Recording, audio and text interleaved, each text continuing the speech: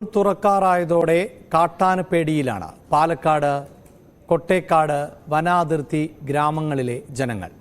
പകൽ പോലും കാട്ടാനകൾ വിഹരിക്കുന്ന ആറങ്ങോട്ടുകുളമ്പ് വാസികൾ കുട്ടികളെ എങ്ങനെ സ്കൂളിൽ എത്തിക്കുമെന്ന ആശങ്കയിലാണ്. ആനപ്പേടിയിലാണ് ഇവിടെ ഒരു ഗ്രാമം. മലമ്പുഴയും കഞ്ചിക്കോടും പടലിക്കാടും ചെമ്മങ്കാടും അടങ്ങുന്ന സ്ഥലം. നമുക്ക് ആ ദൃശ്യങ്ങളിൽ കാണുന്നത് ഈ പുഴ കടന്നാൽ മിക്കവാറും ഇതിൽ വെള്ളം ഉണ്ടാകുന്ന സമയങ്ങളിൽ ആന വെള്ളം കുടിക്കാൻ വരുന്നൊരു സ്ഥലമാണിത്. ഇതിനപ്പുറം നമുക്ക് കാണാം, മലനിരകളൊക്കെ കാണാം. ഇത് കാടാണ്.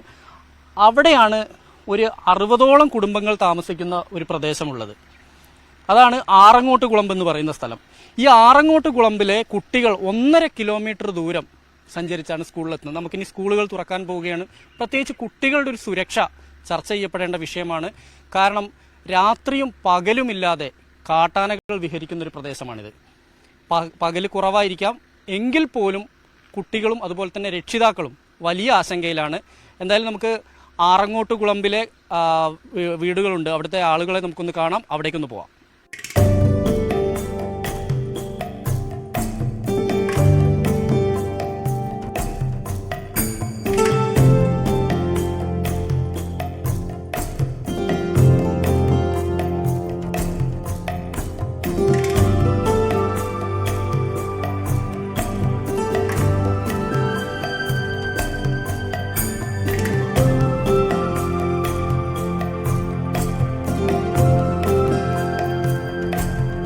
കുറേ വർഷങ്ങളായിട്ട് കുറേ ആനകൾ ഇവിടെ വന്നിട്ടുണ്ട്, പോയിട്ടുമുണ്ട്.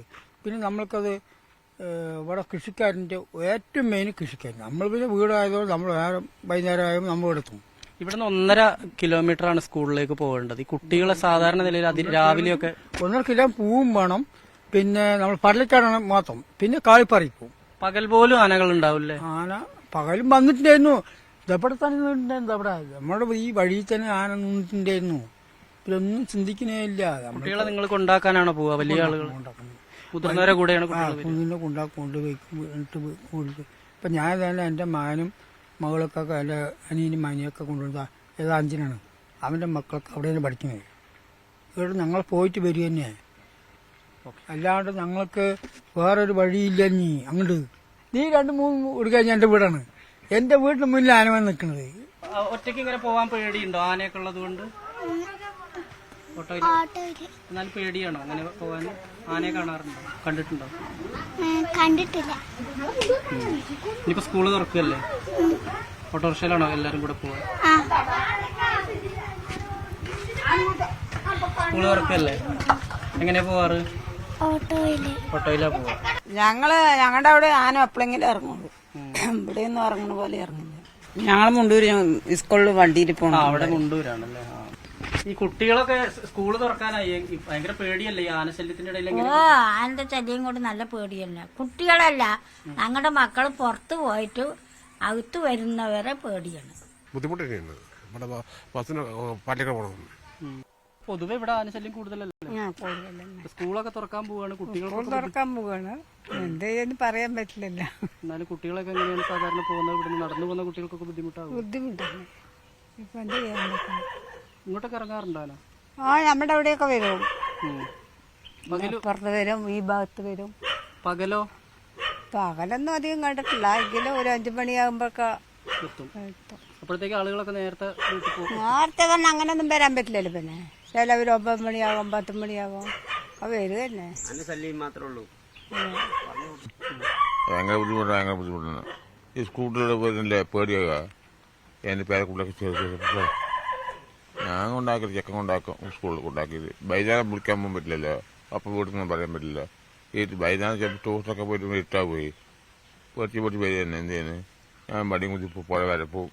പടലിക്കാടിലെയും ആറങ്ങോട്ടുകുളമ്പിലെയും എല്ലാം കുട്ടികൾ കൊട്ടേക്കാടുള്ള ഈ സ്കൂളിലാണ് എത്തേണ്ടത്. അതായത് 1.5 കിലോമീറ്റർ ദൂരം ഈ വനമേഖലയോട് ചേർന്ന പ്രദേശങ്ങളിലൂടെ സഞ്ചരിച്ചാണ് ഇവിടെ എത്തേണ്ടത്. റോഡുണ്ട്, ഗ്രാമമാണ്, എങ്കിൽ പോലും ഒരു ഭാഗം പൂർണ്ണമായും വനമാണ്. അതിൻ്റെ പുറകുവശവും വനമാണ്, മറ്റൊരു ഭാഗവും വനമാണ്. അതുകൊണ്ട് തന്നെ വന്യജീവികൾ സദാസമയവും വിഹരിക്കുന്ന ഒരു പ്രദേശം കൂടിയാണ്. പ്രത്യേകിച്ച് ഏറ്റവും കൂടുതൽ ഈ പാലക്കാട് മേഖലയിൽ ആളുകളെ ആന ആക്രമിച്ച് കൊലപ്പെടുത്തിയൊരു സ്ഥലം കൂടിയാണത്.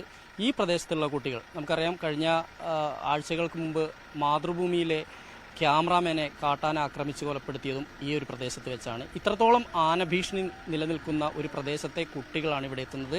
ചെറിയ കുട്ടികളെ ഓട്ടോറിക്ഷയിലും മറ്റുമാണ് പോകുന്നത്. ചില കുട്ടികൾ നടന്നു വരുന്നുണ്ട്, വലിയ മുതിർന്ന കുട്ടികൾ നടന്നു വരും.